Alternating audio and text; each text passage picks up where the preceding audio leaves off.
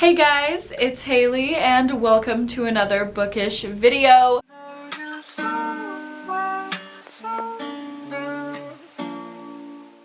Today we're going to be getting into part 2 of my Happy Haileyween readathon vlog. This is the October readathon I host every year in the week leading up to Halloween. I'm so excited to continue my spooky reading in this vlog. If you didn't watch part 1, I do suggest going back and watching part 1 before this video, just so you know kind of what I'm referencing, because it's a week-long readathon and I wanted to split the vlog into 2 parts. The first 4 days of the readathon were documented in the part 1 vlog. This is gonna be wrapping up Happy Haileyween in the last 4 days. So if you watched my first vlog, you would have known that I've already completed 4 out of the 5 prompts for the week. I'm very happy with that. And I'm gonna be working on my last prompt that I have to complete, which is reading a book by a BIPOC author. Today, I'm going to get into We All Rot Eventually. This is a horror novella by Mia Ballard. I fucking love Mia Ballard. She wrote one of my best books of the year, which is actually on display back here. One of my friends got me this little display for my favorite book of the year, and I have Shy Girl by Mia Ballard in here. I don't know if you can see it because of the light. I love that book by her. I love Sugar, which is a more like thrillery, good for her book that she wrote. I gave it 4.5 stars. So I'm feeling very encouraged going into this novella. It is set in 2005, so Y2K energy, and we are following Alexa Valentine, who moves to LA to be famous. But what she finds there is very dark, and her ambition grows insatiable, along with the shadow inside her demanding blood for glory. It's a story of fame, debauchery, carnage, and the fragile boundary between them. Love the sound of this, just like the pursuit of fame, of notoriety, the fear of being perceived, the dark drive that forces you to confront that fear, all of that. I'm ready to get into it. And then because it's pretty short, it's less than 100 pages, I also have some other stuff on deck. This was the original book that I wanted to read for my BIPOC author prompt. It is The White Guy Dies First. This is a collection of short horror stories about race and power. And then I also have Midnight on Beacon Street. This is another horror novella that just gives like Halloween energy. So I have these on deck for later once I finish this, but this is going to be my priority. If you watched the last vlog, then you know that I have some training stuff for my practice this week. So I'm basically going to be on Zoom for like 8 to 10 hours today. It's going to be a little bit exhausting, but I have like a long lunch and things like that. So I'm going to try to make progress on this throughout the day in my little self-care moments. I will let you know when I have thoughts.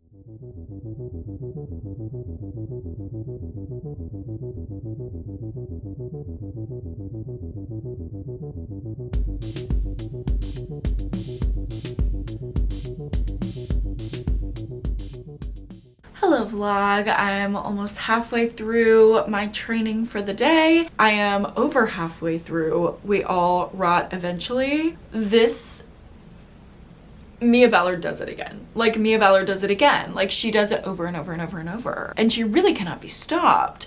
I am obsessed with her writing style. The way that she viscerally describes everything in her character's experience.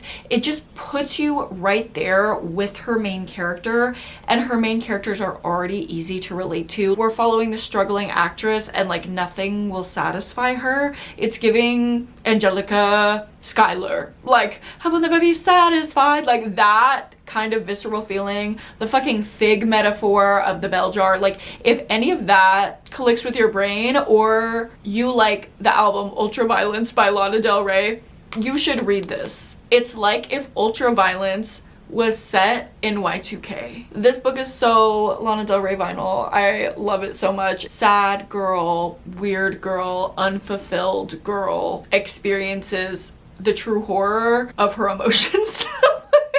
It's so good. It's so good. It's so good. I want to live in Mia Ballard's brain. Oh my god, I'm obsessed with this. I'm gonna devour this book. I'm so ready. Hello vlog. I'm in my break time and I just finished We All Rot Eventually. This book went crazy at the end. I loved every part of it. The vibes, the character development, the meaning, the writing style, the gruesome nature, the Y2K energy, like everything about it was perfect. Like there's nothing to criticize. There's literally nothing to criticize. I pray at the altar of Mia Ballard. I love her. Obviously, this is 5 stars. She killed a man, cut out his tongue, put the tongue in the freezer, took it out the next day, and used it as a... I love her. I love this. I love this. This is what the world drives women to do, okay? Like, this is the type of shit that I like. This is that horror I like. 5 stars. Couldn't have been better. Next up, I'm gonna get into one of these. I don't know which. I could do another novella. This one's a bit longer. Or I could get into some short stories here. This is 13 stories. People of color surviving the first kill of a horror story. Since that is like the horrible trope that like the black character always dies first, we are subverting that in here, and authors are featured such as Alexis Henderson, Chloe Gong, Kaylin Bayron, Tiffany D. Jackson. Like, I really want to read the stories by them because I love their work.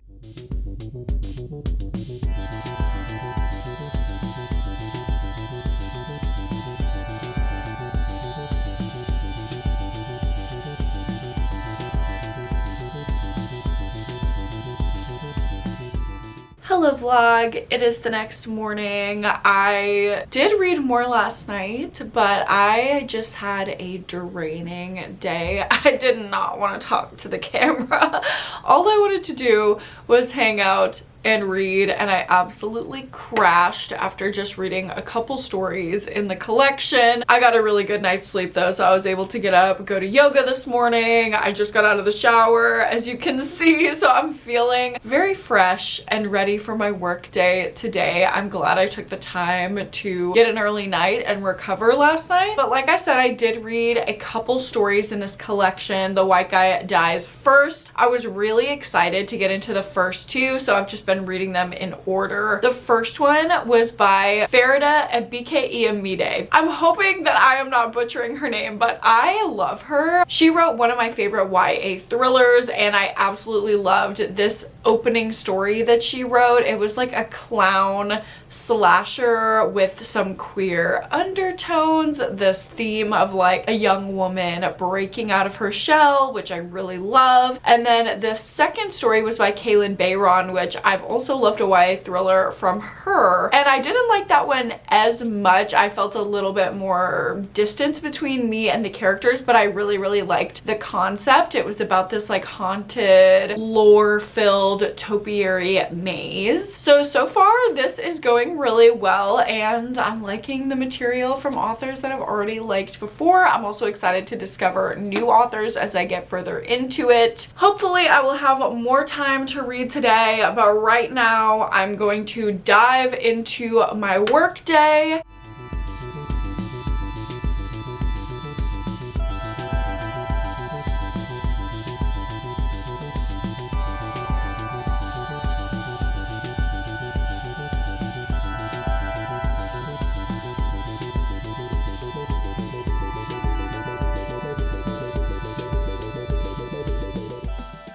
Vlog. It is a little bit later in my work day. I got my morning sessions done. I had a nice little break where I got to do some journaling, some reading. I'm about to get into my evening sessions, but before I do, I wanted to update you about my book. I've just been continuing with this story collection. I read a couple more, and one of them was just fine, but the one called Golden Dragon was so well done. The characterization was amazing, and I really want to read more from that author. It was by Kendare Blake, and I need to look into what they write because I'm obsessed with their writing style. It was so compelling. 7 or 8 more stories to go, which I will hopefully get to on sprints tonight. Like I said, I'm about to do my evening sessions. I'll catch up with you when I get to be on sprints tonight.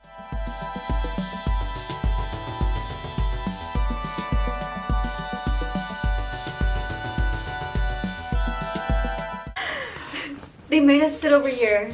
That is not true. The disabled baddies. Disabled club. Mochi. Is that your favorite auntie? Mwah. Is that your favorite auntie? He knows I'm in the club. Not the club. Y'all can't even get in. We can't get in. The door too heavy. Snack hole. Hall. She brought cookies. Yeah.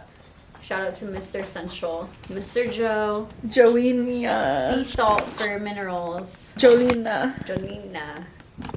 Which wants it? Oh, that will kill you. No.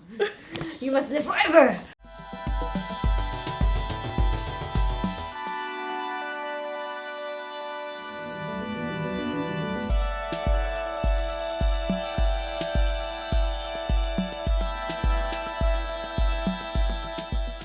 Hello vlog. It is after sprints. I had my best friend come over for sprints and it was so much fun. We were gabbing, not doing as much reading, but I did make some progress on my book, my little short story collection. I only have 5 more stories to read, so I can definitely finish this one up tomorrow, but I'm not gonna lie, I'm very mixed. There were a couple authors that I thought I was gonna like their stories and I didn't really end up loving them. Not because they were bad, just because they had like a very YA style of writing. Like it was high school kids, it felt really surface level, it felt really just like not the depth and the punch that I wanted. So that was a little disappointing, but I will say the one from Alexis Henderson, I loved. That was probably my 2nd or 3rd favorite of the collection so far. And then the one by Tiffany D. Jackson was really, really great. It reminded me a lot of Monday's Not Coming, which is one of her YA novels that I absolutely adored.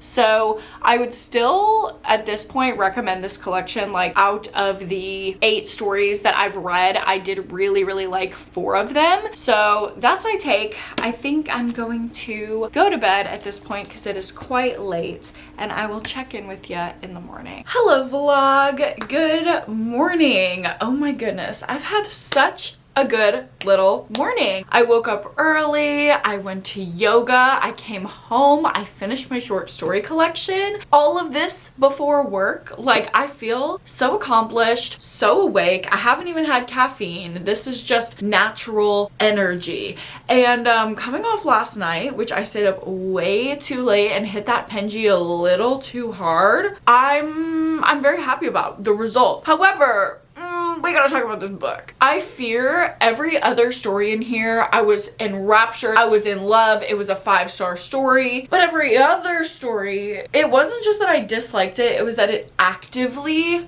annoyed me. I've been struggling with how to describe the YA-ness of the writing style because I don't want to come across as shaming YA. Like I truly love YA books. Hell, I love middle grade books. I will literally sit around and read Fear Street, R.L. Stine. Like there's nothing wrong with that type of writing, but something about this just didn't hit for me in a few of the stories. Like I don't know if y'all remember that TikTok sound that's like, this is my mom and this is my dad. Hey, I'm Ryan and my life is pretty crazy. But like some of the stories felt like that. It was like this child being like, this is my identity, these are all the things that I have going on, here are my parents, they suck, my life is pretty crazy, there's a demon in my basement.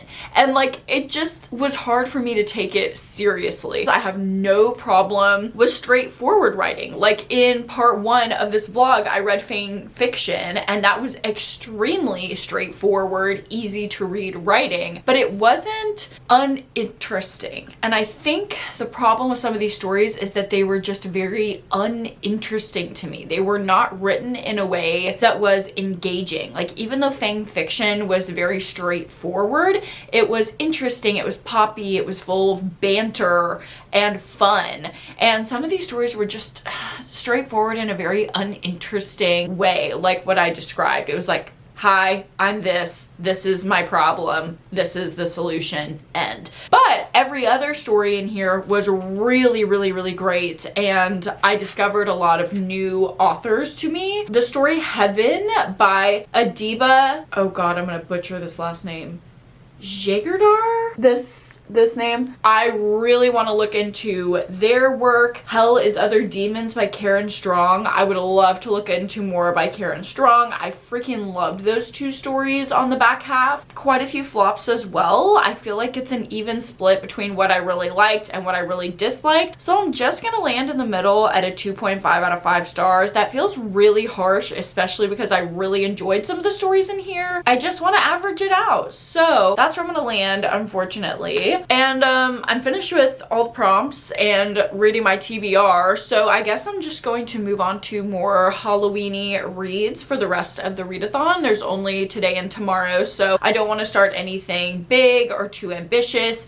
I think I'm just gonna pick up A Midnight on Beacon Street by Emily Ruth Verona. This is a very straightforward horror novella about a babysitter tasked with watching some children on a spooky October night in the 90s, and some weird happenings are going to go on around the house. It's kind of giving Scary Stories to Tell in the Dark, but for adults. So I'm going to hopefully get a start on this one after work, and I will let you know how I'm feeling about it when I start. Hello vlog, I just got off work, just got home, and I'm about to hop on some sprints so I can start Midnight on Beacon Street. I just want some Halloween-y vibes. Look at this intro page, gorgeous. The preface says more than 2,800,000 break-ins were reported in the United States in 1993.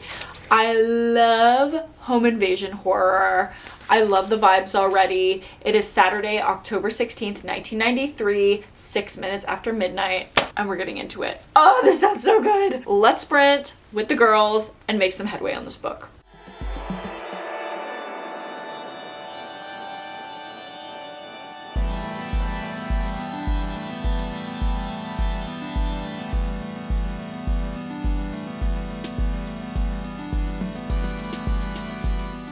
Hello vlog, we are done with sprints. Honestly, I did a lot of yapping, not a lot of reading, but it was so much fun. I genuinely love talking to y'all. Y'all are the best ever. Y'all are the coolest. Like, the people who like my videos and are drawn to me, like, y'all are my people. I am obsessed with y'all. Midnight on Beacon Street. This is not getting great reviews. I don't know why, because I love it. I love the 90s vibes. I love the character development. I love that it's more emotional and more like including a component of like child psychology than I was expecting. The main character, the babysitter, is like so compelling. The way that it's unfolding feels like a classic horror movie, like Scream or something. There's a lot of like references to classic horror movies. This feels like it was written for horror lovers. It has substance. And I really, really like it. I'm only a little over a third of the way through, but I'm excited to keep reading it. I'm actually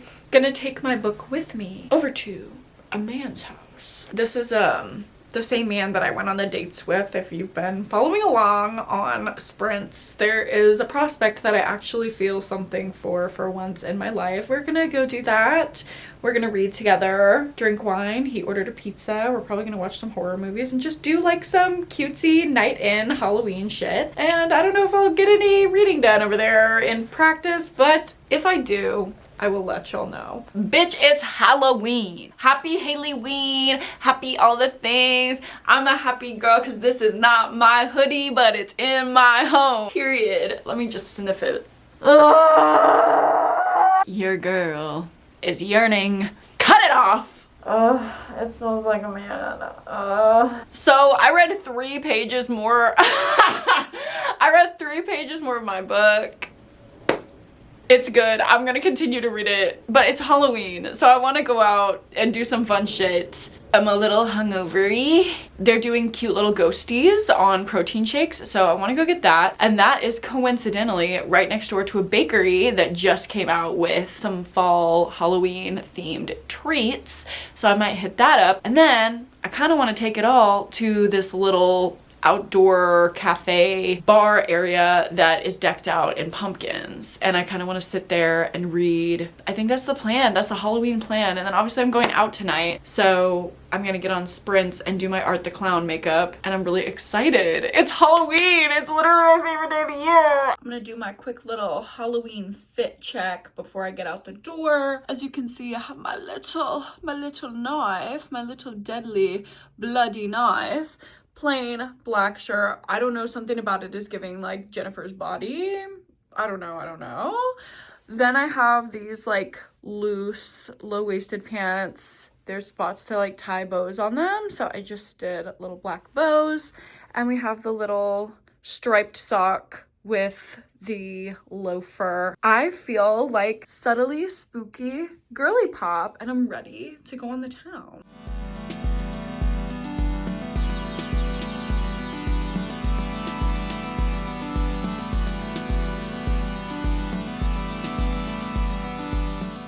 I got my treats. I think we need to do a car taste test. Okay, my ex got me this little phone holder thing for my car, and it's actually working out, so Ariana Grande mode. I'm so fucking grateful for my ex, except I'm not. Anyway, let's get into the treats. I got an apple cinnamon cream basque cake, which I'm not trying in this vehicle. But I also got their whole Halloween collection, which is like this coffin Oreo. I am gonna try this. Oh my god. I love this bakery, guys. I also got a double chocolate dipped marshmallow. I don't know if they meant like just the color or if it's orange flavored. I guess we're gonna find out. That do be chocolate orange. It's so good. And last we have the cosmic brownie. Oh my god. Yum. Wow. I hope you enjoyed my little taste test. I don't know if I want to go to the place that I planned on going. I've not had a good moment there. That's actually a site of trauma. So it looks really cute with all the pumpkins and shit, but I don't know if that's the best place for me. I might literally just take this box of treats home to my bed and rot and read. Hello vlog. I've just been reading away in bed and I accidentally fell asleep. I apparently needed a nap after my late night with Hoodie Man last night. I did take a nap, but I also did get 2/3 of the way through Midnight on Beacon Street, and I'm happy to report that I'm still really liking it a lot. It's told like completely out of order, which is really cool. I'm like putting together the clues low-key. I'm like kind of giving Velma core, like I feel like the Scooby-Doo mystery gang, like I'm putting the pieces together. I have a lot of suspects of who could possibly be the killer, and I still really like the writing style and the psychology of it all. Like it's just really good, but I'm not going to be able to finish this tonight because when I woke up I realized I have to start getting ready and putting on my costume like right now if I'm gonna make it to the pregame at the time that I'm supposed to be there.